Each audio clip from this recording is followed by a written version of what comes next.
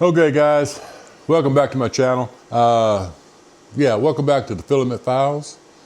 My name's Eddie, and this is what I've learned so far. From unboxing the A1 to my first print and to my 10th and 12th print. I'm gonna go over some prints with you that I did here in a moment. But first of all, I wanna let y'all know what I've learned. One of the things I've learned is a website called Tinkercad. Tinkercad is, I guess, a child's CAD program that you can use for free through your browser on the web. And I like it for now better than Fusion 360. I'm trying to learn Fusion 360. It's just, for me, it's a big learning curve. Tinkercad was really simple. I'll show you the link to it, or I'll put it down below in the comments or in the description, and let y'all know. For me, that was an easy learn. I'm still learning it also. There's one guy that I've been following on YouTube who is really well at teaching it, and it makes it simple. And I'll leave a link below to his channel also. But one of the things I've learned, let's start with the A1. The A1 is very simple and easy to use. It's almost plug and play right out of the box. It has really impressed me a whole lot. To date, I've probably got over 1,000-hour print on the machine. And it's only messed up once. I had a clogged hot end. It was very easy to unclog. I followed some videos on YouTube on doing a cold pull. And a cold pull is basically, you take your filament that was clogged, take it out, and then you get you another piece of filament. I used a different color so I could tell when it was coming through. And you stick it down in there, you let it cool off, you turn it back on, and you pull it out. I did it one time, started the machine, and it started printing fine again. The reason I knew it was clogged, the A1 didn't tell me or come up with an error code. It started clicking. The little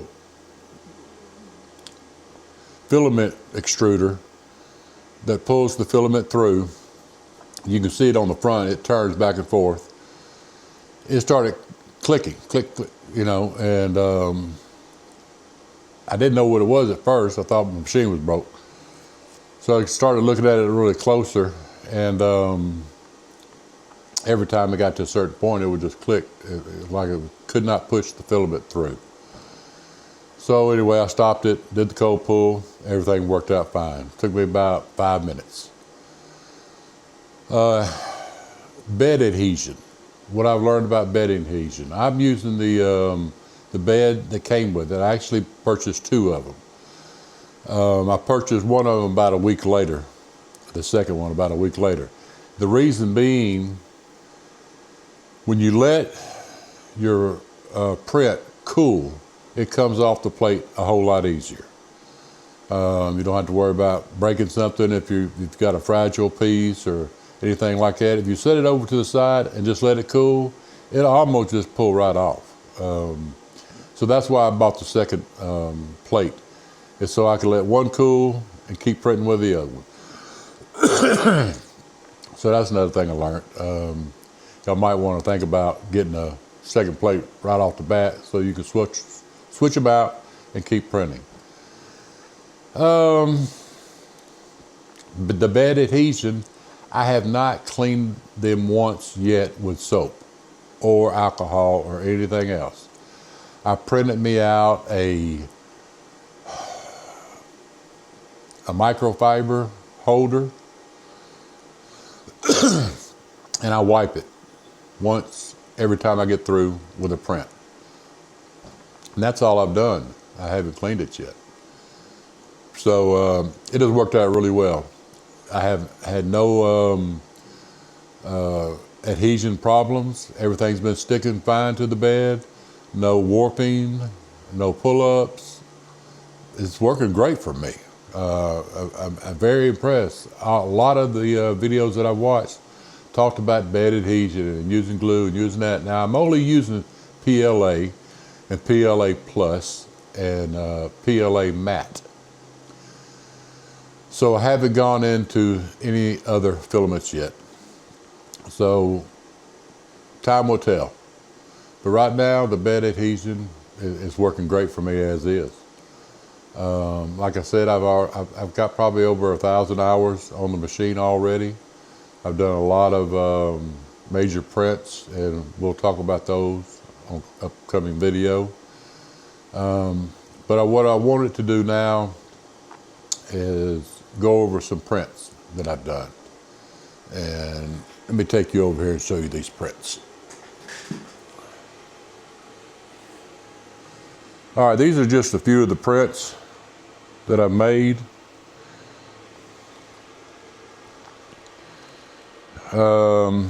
Like I said, this is just a few of them. And we'll start over here on the end.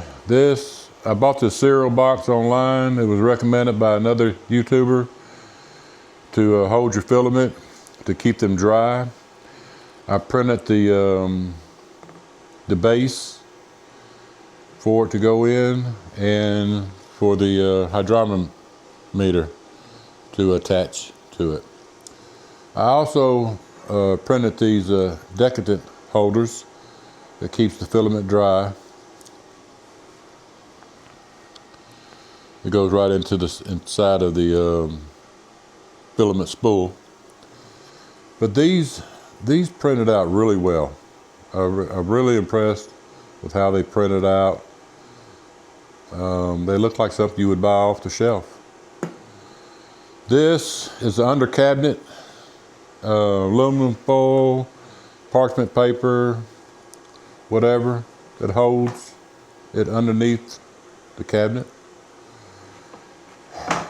Now I noticed some lines here where the holes are for mounting it. Now I don't know why that's a discrepancy there, but all in all it still came out really, really well. This is the dog whistle. I don't know if it works or not because I can't hear it. My dogs kind of perk up when I blow it, but not often. This is the cable management for USB cables. Printed really well. It mounts to a mount that connects to your desk. This is the phone holder. Now another thing I learned, folks, read the descriptions. This is a really nice phone holder, but I have a iPhone 17 Pro Max, and that's just not long enough for it. I mean, it works in it, it's fine, but for me, it's just not long enough. Now this is Open Sesame 3000, and it's a jar opener. It's made with PLA. It's really tough. It's heavy. And that's another thing I was surprised. A lot of YouTubes that I've watched, I looked at their stuff and it seemed like it was flimsy. And that I did not want that.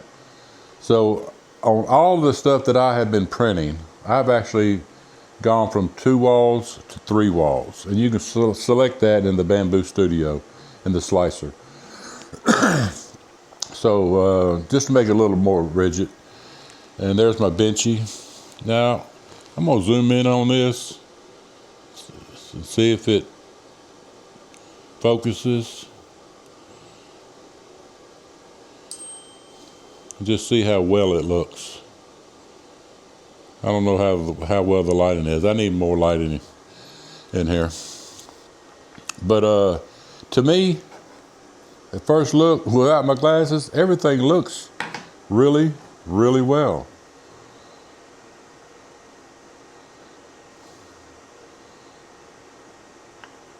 This is supposed to have lines in it.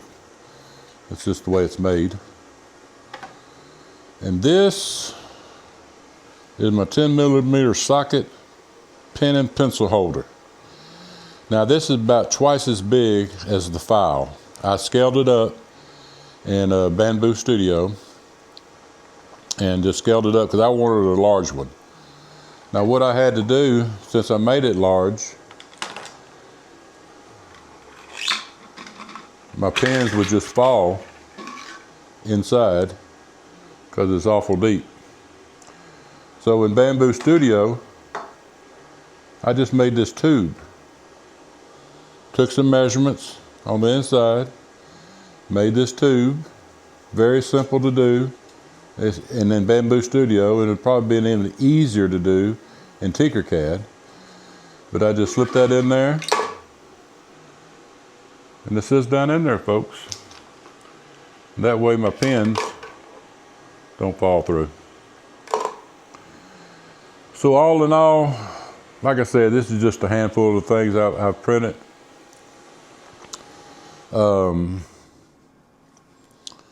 I printed a whole lot more. But what I've learned is that I'm happy with the A1. I'm still learning a lot of things day by day. I'm gonna start trying to catch more of that on video as I go. I'm not too much of a planner when it comes to video. I'll start something and then later on think, well, I need to videotape this. Well, it's too late because I've already started. So hopefully I can plan a little more to have more informative videos for y'all. But yeah, I've learned that the A1 was a good purchase for me. Like I said, it's right out of the box. It's almost like plug and play. You select the file you want to print, hit print, and then you wait. And then you wait. And then you wait. That's the thing. It takes a long time to print something. I didn't realize how long it took. I saw a few videos. Of course, they show you the fast motion. And the scale of things too. People in the videos, things look bigger than what they are. I thought these spools came in these big things, but they're just small spools for filament. But anyway, it takes a long time to print. I've started a project with the multi-board. It's kind of like a pegboard. I'll leave a link in the descriptions for it. It takes a long time to print those individual pieces. A stack of 4 takes like, I think between 8 and 10 hours, something like that. I did a stack of 8, and I think it took over 15 hours to print it. And I forget how many I needed now. I think I needed like 30 of them. So it took me a while. That'll come up in another video. So yeah, patience. It's going to take time to print. But for me, it's rewarding. It's really nice to be able to start a print, go to bed, and wake up and see it on the print bed, complete. I haven't had one problem with the printing. No malfunctions, no nothing. I'll show you some of the, when I ran out of filament. what happened to my print. I'll show you, put it in a video here.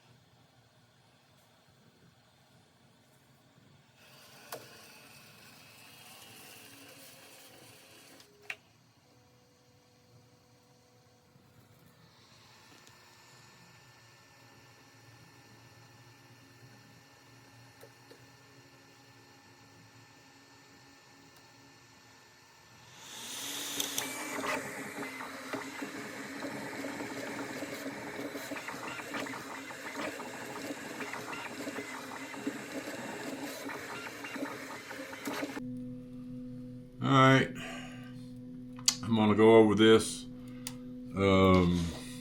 Filament ran out 3 different times, and I'll post a video of it running out and what happens. I've gotten, I don't know, they call it webbing.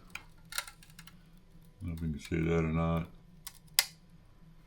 You know, little hairs, little strings. This is the first time that I've had this happen, so I'm not 100% sure why. I've heard that it could be caused by the filament having too much moisture.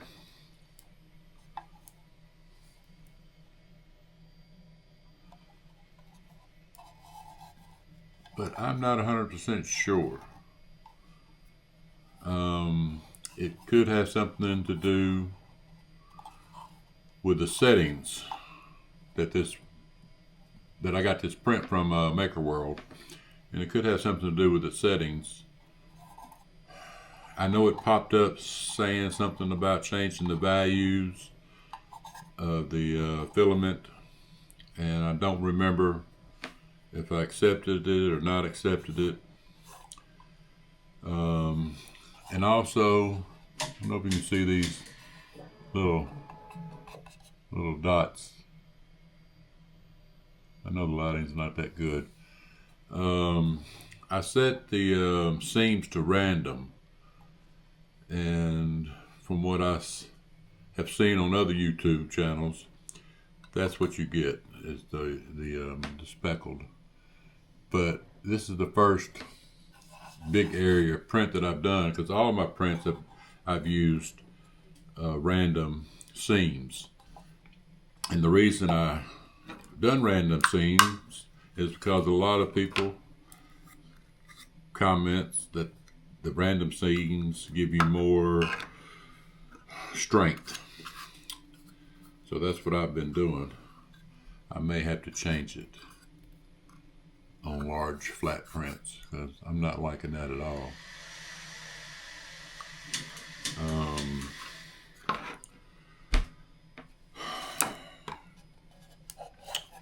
I don't really see on the print where the old spool end and the new spool started. It looks pretty well.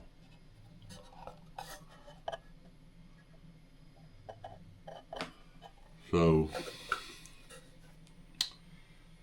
I know I showed y'all a clip of it running out once before, and I cut the filament because it had tape, and I didn't want it to get stuck or get binded up. This one I just let go, and it unhooked fine, or you know, the two that I did anyway, they unhooked fine. I was really concerned about the the seams and how strong they would be. It seems pretty strong. I'm bending on it, pulling on it, and I don't see any gives. These are just bends for my multi-board system I got in the back. You can probably see in the background. I'm going to do a video on that later. Or maybe I already did a video on it. I don't know. I'm just kind of doing these as I go.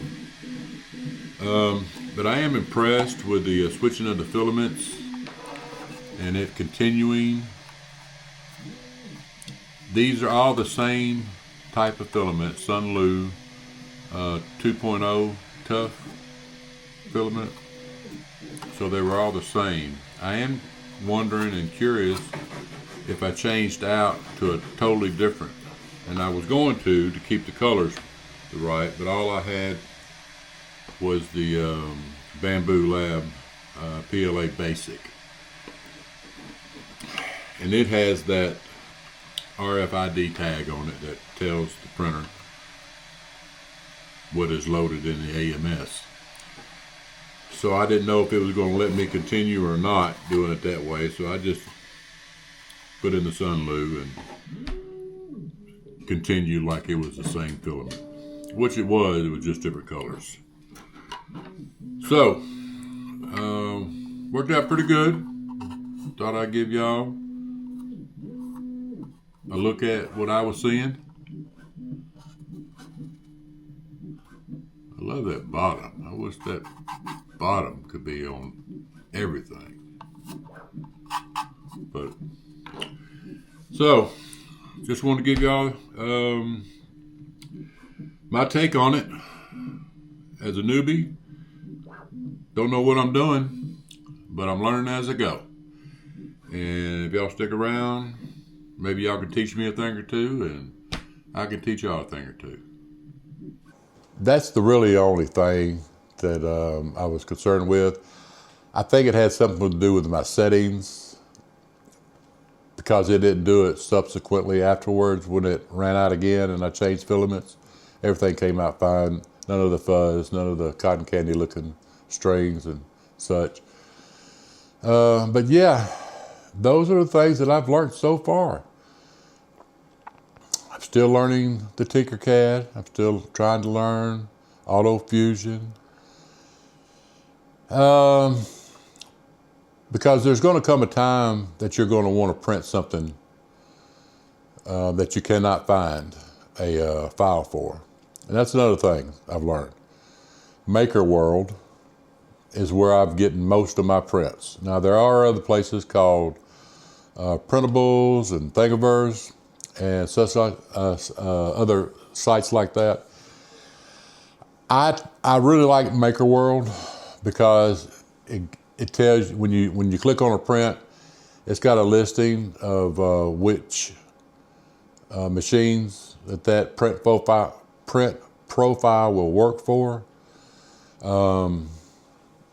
It's already in the Bambu Studio file format. So to me, it's just easier and simpler.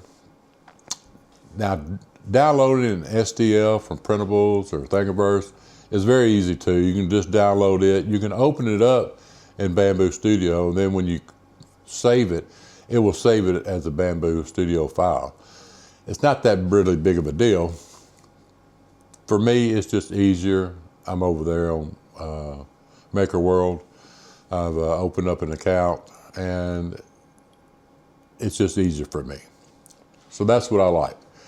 I haven't looked at Printables that much. I have taken a look at Thingiverse. A lot of those sites you'll find that to use the print, you'll have to pay a monthly due.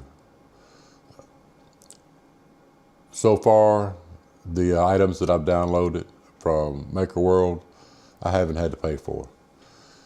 Now I can't sell them, and I'm not planning on selling them, but I'm just using them for my own use.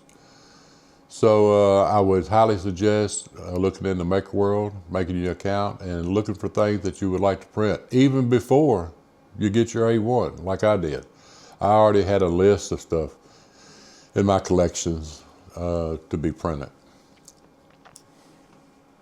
Hey guys, I just wanted to remind everyone about all the prints I've done. Need to give a shout out to everybody that makes these prints available for everyone. They are some really incredible artists out there that take their time with whatever CAD program they're using. Some of these are pretty amazing. I want to give credit where credit is due. Now, I don't remember the person's names on every one of the prints that I've done, but I'm gonna try to find them and leave a link in the description. Please, everybody, if you're downloading files and you're using them and you have a voice on YouTube or wherever, make sure you give credit where credit is due. These people are going way above and beyond. They're letting you use them for free for personal use. So they really need a shout out. Thank you to all the makers out there. And if I don't mention you by name, I apologize, but I will try to link you into the description so everyone will be able to go to your site or your page or Maker World or whatever site you're being hosted on, and they can see what incredible work that y'all have done. Again, thank you so much. They've been a blessing and have been a very, very helpful to me around the house with all the gadgets. But anyway, just wanted to give a shout out to all the makers out there that I've downloaded their files and printed them. But anyway, folks, those are the things that I've learned thus far. I'm really excited about this journey. I'm really enjoying myself. I have moved my printer inside. I did not want to have it out here in the garage for all the dust and getting all the gears and such dirty, and it would just, I don't see how I could do it without making a mess of it and possibly running it. So I made a little office on the inside. On one of my next videos, I'll show you all that and show you all how I got everything set up in there. And again, I want to thank y'all for coming along on this journey. If you saw something in the prints with the close-ups and you noticed something that a setting in the slicer, the Bambu Studios could improve, please leave a comment. I'm open to all suggestions. As long as they're constructive criticism, I don't mind. But let's all learn something together. And until next time, keep making stuff.